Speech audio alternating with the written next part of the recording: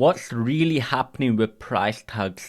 Okay. This apple and this apple are the exact same, except for one thing. I only paid $1.29 for this apple, but for this one, you paid nearly 3 times that. Not because yours is any better, it's not organic, and I didn't get mine on sale. These are exactly the same, but the algorithm decided that you would pay more than me. Let me explain. Listen, folks, your milk might start having a rush hour price to it. These price tags started updating right in front of me. Just stick it to your customer. What the? America is crazy. You know, America, they find every single way to rob each other. It's mad. We don't have this in England. What the hell is automatic? There's just a little bit more. What a wild concept. Carnegie, Rockefeller, and Vanderbilt. What do they all have in common? They owned monopolies.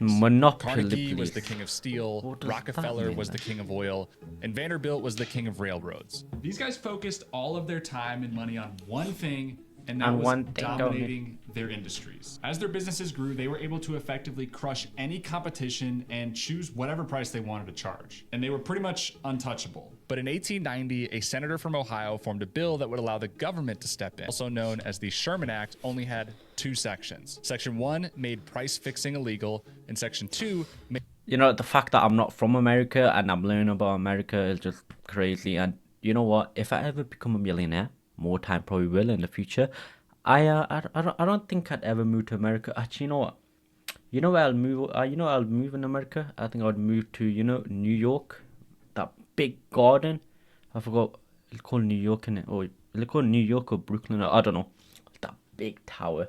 Sick. Made it a crime to monopolize or attempt to monopolize an industry. As you can imagine, when the government passes a law that goes against the richest people in the country, they usually find creative ways around it. So in 1914, the government had to pass the Clayton Act, which was specifically made to ban practices like price discrimination and exclusive dealing agreements. It also created the Federal Trade Commission to enforce all those rules. I mean, that's a good thing, right? But even with the FTC and the Sherman Act today, things aren't really working like they should. Okay. Way of saying your groceries are going to start acting like airline tickets. So let's play a game to really understand what we're dealing with. Here we have 2 grocery stores, Dave's and Willie's. To keep things simple, let's pretend they each sell the same thing. Both stores sell their apples for $3 a piece. Customers don't really have a preference, so they just shop wherever their heart desires. But Dave decides that he wants to make a little bit more money. So he lowers his price to $2.50. For the next week, the majority of customers start shopping at Dave's for their apples because they're cheaper. But as soon as Willie catches on to this, he lowers his price to $1.99. Again, all the shoppers follow the lower price and move back to Willie's. As you can imagine, this could just continue indefinitely, and that's why it's called a race to the bottom. This is the ideal scenario for us because companies are forced to compete for the lowest price to attract the most customers. However, after all this back and forth, both Willie and Dave are now making way less than they did when both of their prices were $3. If they could get together and create a plan, they could both raise their price to $5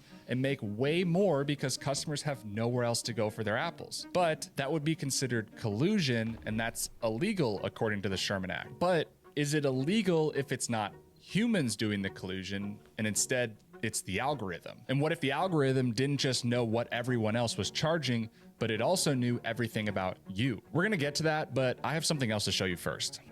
Exchange traded funds were built in the 90s, and when you invest in one, you get what you get. You can't customize it, and there's only about 4,000 total options in the United States, and sometimes you may not want to invest in some of the companies inside of them. But what if I told you there was another option? Our sponsor, Public, just launched something called Generated Assets, and it brings AI into... I was thinking, what is he on about? It's got nothing to do with the video, but then I realized it is a sponsorship. I might as well watch it. Honestly never seen before. Here's how it works. Say I've got an idea to build an index of companies that are actively investing in American manufacturing. Previously, I'd either have to go individually study all the stocks and individually invest in them, but now I just head over here. All I need to do is type in my idea. Then Publix AI sends out a swarm of agents that scan every single US stock, evaluates them, and instantly builds a custom index around my investment idea. And this is the coolest part. Okay, nah, this is Not too long. only do I my thesis, general and 1% maths, simple concepts. Okay, visit public.com/grant.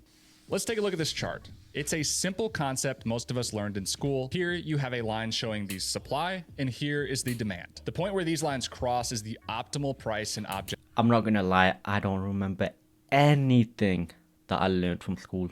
Nothing. nothing. This is why I sit here and make YouTube videos.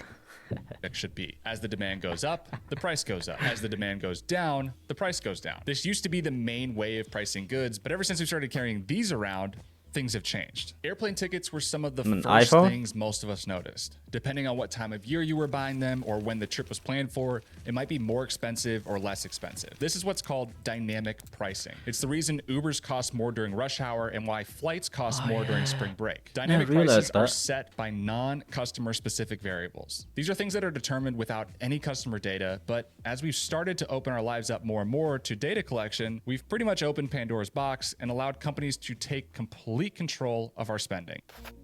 If we return back to the Sherman Act, you'll remember that price collusion is considered illegal. For something to be considered collusion, there needs to be an agreement to fix prices between multiple parties. But that agreement doesn't need to be said, written, or even directly agreed on. It could be something as simple as a wink. For example, if Dave and Willie, our grocery store owners, are out golfing one day and Dave says, "Man, the price on these apples is way too low." Then they both go and raise the prices the next day. That's considered illegal collusion. In other words, you don't need a direct agreement at all. You just need to prove that they are no longer acting independently. That leads us to the problem we're having today. And in order to explain this, I think we need to order. And the rich people have found a loophole. Amazing. But I love rich people, man. They're so clever. I don't hate them at all. What is this music? What is this music?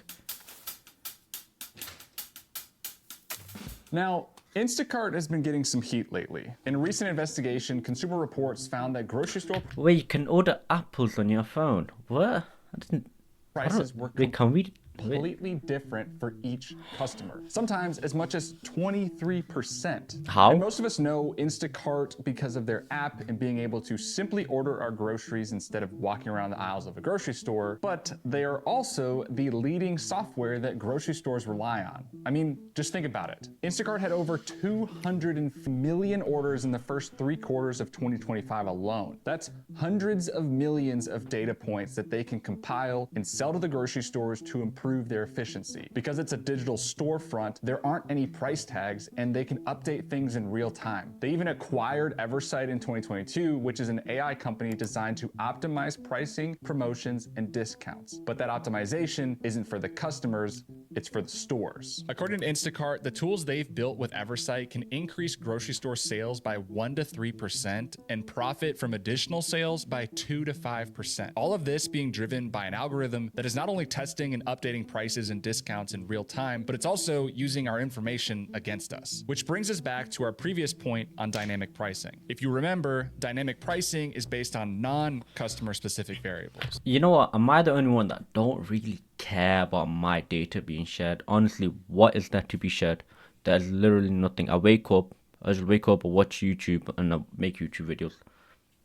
What other data are you trying to get out from me? It's either just me, I just don't care. But to do what Instacart was doing, you need customer data like where they live and what they do for work, otherwise known as surveillance pricing. It is important to note that as of December 22nd, 2025, Instacart did announce that they are immediately ending all price tests and use of Eversight technology to run those price tests, but they are still allowing tests on promotions and discounts. Now, surveillance pricing really caught on thanks to social media. As we've shared more of our lives online and taught the algorithms what type of things we like to look at and buy, we're giving them the keys to our brains and how we shop. Not just that, but the brands have also found new ways to collect even more data, and they've gotten really good at hiding it from us. All those loyalty programs you belong to, they're not really designed to reward your loyalty with free drinks and fries. Instead, they're just the bait to extract even more information from you. When you download their apps, you're giving up access to things like your location, the purchases you make on your phone, and some apps even include mini games that you'll play for extra points. But those mini games are actually designed to study your psychological habits to learn even more about your shopping style. So when you're presented with an ad or you're looking to order your next meal, the app knows exactly what to put in front of you to maximize their profit. And that decision is made by an algorithm. These algorithms are constantly taking in new information and forming opinions on you and what you're willing to spend. And this gets really creepy when you start to think about it, because these brands have built these huge profiles on us. If I lived in Beverly Hills, I used an iPhone, I shop at Whole Foods, I make reservations at nice restaurants, and I typically take 2 to 3 vacations a year, my shopper profile would feed me higher priced goods every time. And I would buy them without a second thought. You know what? It's actually true. You know, because a lot of times I'll be talking about a certain like product or something. Let's say I don't know what, a printer. I don't know. I'm just a printer because I got a printer right here on my left. If I just kept talking about printers, I'm pretty sure if I go on TikTok or wherever, it'll show up. 100 million%. We all know if I that. only shop at discount stores, I'm already saving coupons, I never go out on vacation, and I rarely purchase something if it's not on sale. The algorithm will only ever feed me discounted items or lower priced goods, even if the discount was just created as an illusion to get me to buy more. In other words, with surveillance pricing, the price we see is specifically tailored to the way we buy and the price we expect to pay for things. But don't just take my word for it, because this is actually happening around us right now. In 2019, an investigation showed that Target was charging $4.99 for a TV on their app. But when you pulled into a parking lot of one of their stores, the price would increase to $5.99 because the algorithm assumed you're more likely to purchase if you're already at the store. Also, in 2012, Orbitz was caught pushing Mac users to more expensive hotel options than PC users. When you would log onto the site with a Mac, the more expensive options would pop up first. The algorithm assumed that if you had a Mac, you were probably in a higher income bracket and could afford it. One study even showed that shoppers selecting fast delivery on baby formula. Okay, but that's not true because I've seen a lot of like what's the word now? What's the word? What is this called that I got on my right? What is it called? A computer? Is it called? I don't know what it's called. Wait, let me take a video of it. Well, let me take a photo. There we go. What is that? I think it's a PC, right? I've seen PCs out there that are worth like £10,000, £20,000. So it's not true. People that own MacBooks, they are rich. Not true. Were labeled as rushed parents and were assumed to not be price sensitive. So the algorithm would just bump up the price on baby items. But the problems don't stop with these brands just setting the prices. It's called a computer. These algorithms aren't actually owned by each individual brand you have an account with. They're typically third-party providers, which means your data is being collected by one brand, sent to another company, and then compiled and shared with who knows how many companies. And now they all have access to what makes you most likely to purchase and how much you're willing to pay. But because all these brands use the same third-party providers, the algorithm also knows what every other brand is charging for the exact same thing. And in order to explain why that's a problem, we need to look at a company called RealPage, a software company that landlords could use for a variety of things. But specifically, it helped them determine the optimal price to rent their units out at. Similar to Dave and Willie in their grocery stores, landlords used to set their prices with a ballpark idea of what the market was willing to pay. They did this based on things they saw, heard, or observed around them. They weren't allowed to do this through agreements with one another because that would be collusion. But by using RealPage, landlords were getting pricing suggested to them. That pricing was calculated using all the confidential data that RealPage had access to, which included all of the prices of the rental units in their area and the supply of units available. Using this information, the algorithm learned that instead of constantly decreasing prices to compete with other landlords, it could just set a higher rate for everyone and give the renters no other options. In some cases, the rental rates run by RealPage software increased by over 25% in just 11 months. It's just like the conversation Dave and Willie had earlier about raising the price of apples to $5. If everyone raises their price, there's nowhere else to go and the customers have to pay it. But this brings us to the question, if it's an algorithm determining the prices and the landlords or companies aren't actually discussing anything, is it collusion?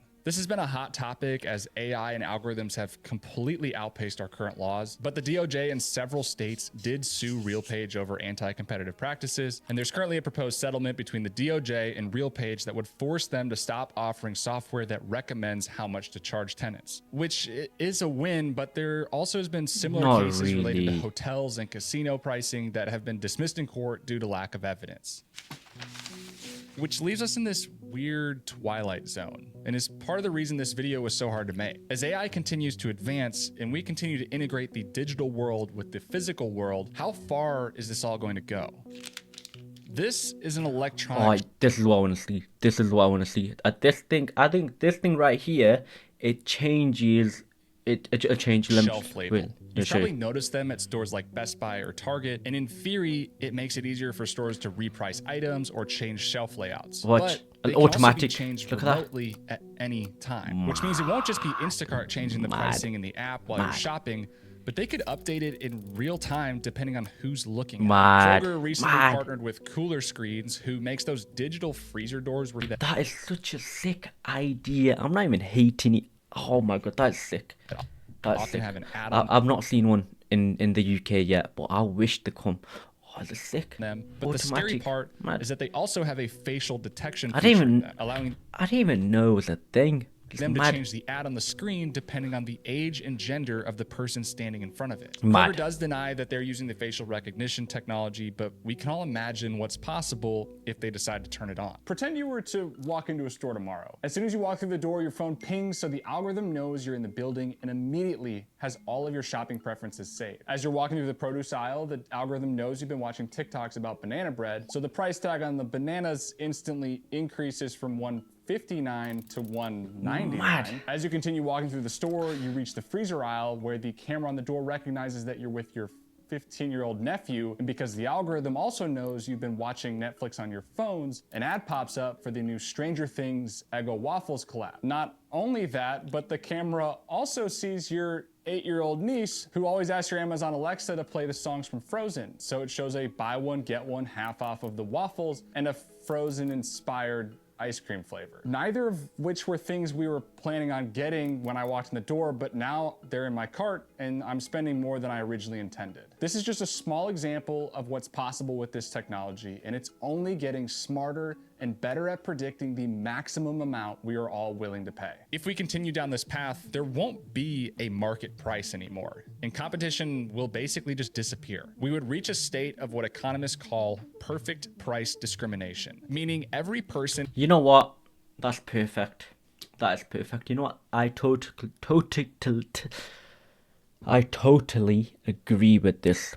I agree with this. will see a price that is 1 cent below the maximum amount we would pay for an item. Some people would pay $4.99 for an apple, while others would pay $1.99. And all of this is Fair almost enough. unavoidable. Some economists say that surveillance pricing creates a more efficient market because the price reflects real-time supply and demand on a per-person basis, but it also eliminates the free market. If all the stores use the same algorithm, you'll never be able to shop around for a lower price or find any real deals. It'll all just be a facade. There have been some proposed regulations that would require Literally online and minor. in-person stores to label things more clearly and say that they were priced by an algorithm. But all those pricing decisions we talked about are meant to be hidden from us. So how would we know if we're actually getting taken advantage of? And would we be able to enforce these new regulations? Thankfully, You won't groups know. like Consumer Reports Okay, are no conducting studies and investigations to dig into this. But to a certain extent, we have no idea what's actually happening. And I don't know what the perfect solution is. Do we put a stop to surveillance pricing No. completely? If so, how would that be enforced? No. Do we set limits on price No. increases? Or do we force every company to create their own internal pricing algorithm? I'm not really sure, but I'd be curious to hear your I'm very thoughts. sure. Thank My thought is, yeah, I agree with this. This is sick. This is a sick, was it invention or idea? Yeah, I agree.